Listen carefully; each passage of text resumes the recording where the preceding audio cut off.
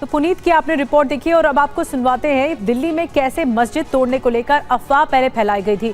इन 3 बयानों से साफ हो जाएगा कि लोगों को ये बताया गया था जानबूझकर कि फैज़े इलाही मस्जिद जो तुर्कमान गेट पर मौजूद है उसे तोड़ा जा रहा है। ये 3 स्टेटमेंट सुनिए।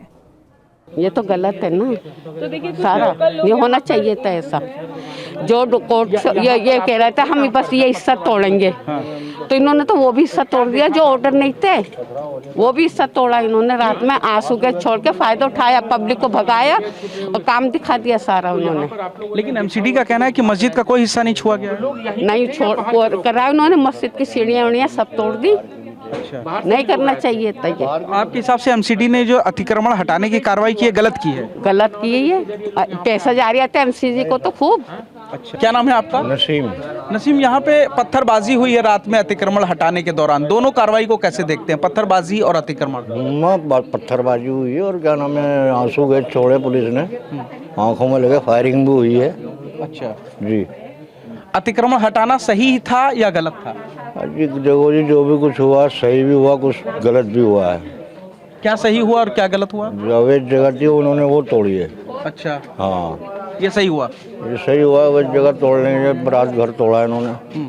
और गलत क्या हुआ?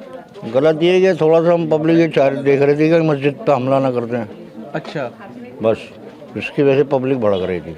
अच्छा, मतलब पब्लिक में डर था कि मस्जिद पे हमला ना करे। कौन करता मस्जिद पे हमला? यही करते हैं एमसीडी और क्या नाम है, मतलब मस्जिद ना तोड़ दें। जी जी जी। अच्छा, इस तरीके से पत्थरबाजी। सर यहाँ से वो पुलिस यहाँ से पब्लिक यहाँ से गई, पब्लिक को जान नहीं दिया। पत्थरबाजी में आंसू को छोड़े पत्थर से अच्छा, पत्थर तो पब्लिक यहाँ से जबरदस्ती जाना जा रही थी, पत्थरबाजी पब्लिक ने शुरू की।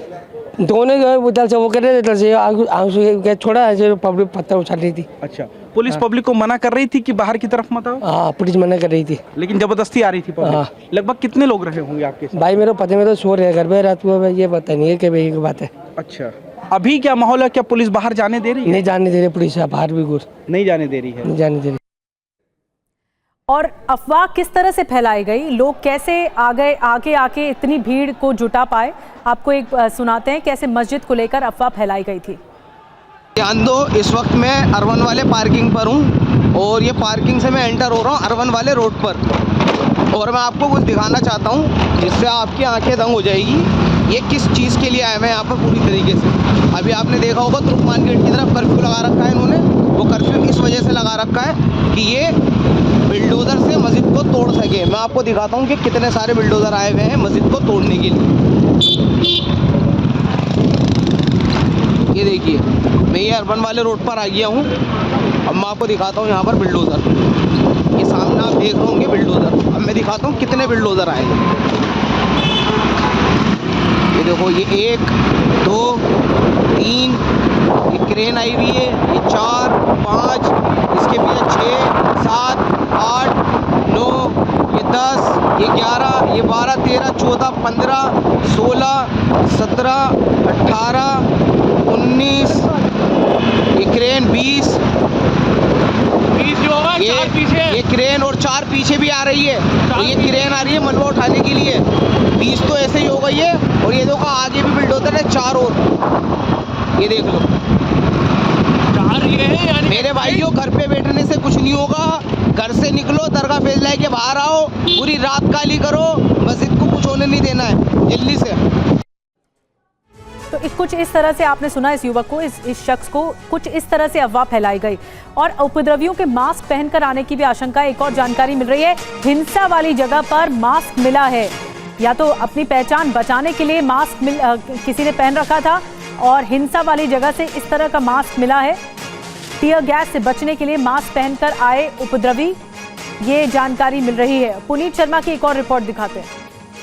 दिल्ली के तुर्कमान गेट की हम उस गली में खड़े हैं जहां पर रात में सबसे ज्यादा पत्थरबाज आए और सबसे ज्यादा पत्थरबाजी हुई। ये वो गली है जहां पर अचानक रात में 100 से 150 जो पत्थरबाज थे वो आए थे और पैरामिलिट्री फोर्स और दिल्ली पुलिस के ऊपर पत्थरबाजी की थी। लेकिन आज यहां पर एक ऐसी चीज हमें गली में पड़ी हुई मिली है जो काफी अहम हो जाती है। ये एक मास्क है और ये गली में पड़ा हुआ था। इस मास्क को कई तरीके से इस्तेमाल करते हैं, जिसमें इसका अहम काफी ये हो जाता है कि अगर जब कोई टीयर गैस गैस चलाई जाती है तो उससे बचाव का कारगर हथियार ये मास्क साबित हो सकता है। ये जो आप देखेंगे ये चश्मा होता है जो कि आंखों को पूरी तरीके से ढक लेता है, यानी कि अगर जब टीयर गैस चलती है तो आपकी आंखों में टीयर गैस का धुआं नहीं जाएगा। ये पूरा नीचे मुंह को बचाता है और यहां पे बाकायदा छेद है जिसके जरिए आप आराम से सांस भी ले सकते हैं।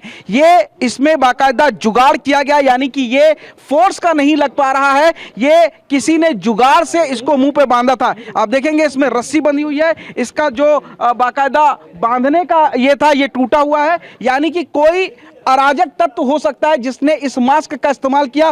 पैरामिलिट्री फोर्सेस इस तरीके से जुगाड़ करके मास्क को नहीं बांधती है, यह कहीं ना कहीं शक पैदा हो रहा है। तो आखिर ये मास्क कौन लेके आया? क्या पत्थरबाजी के लिए पहले से ही तैयारी की गई थी? ये मास्क किसका है? गली में कैसे पहुंचा? और क्या आंसू गैस से बचने के लिए पैरामिलिट्री फोर्सेस पर पत्थरबाजी करने के लिए इस मास्क का इस्तेमाल किया गया कि अगर जो पैरामिलिट्री फोर्स टीयर गैस चलाती है तो कोई भी असर ना हो और बल्कि आगे बढ़कर नजदीक जाकर उनके ऊपर पत्थरबाजी की जाए। तो ये मास्क आप देखेंगे जो कि गली में पड़ा हुआ मिला, ये पूरा चश्मा आंखों को कवर करता है, ये मुंह को कवर करता है, सांस लेने के लिए यहां पर छेद है। और ये मास्क कहीं और नहीं बल्कि उसी तुर्कमान गेट की गली में मिला है जहां से सबसे ज्यादा पत्थरबाजी पैरामिलिट्री फोर्सेस के ऊपर की गई है।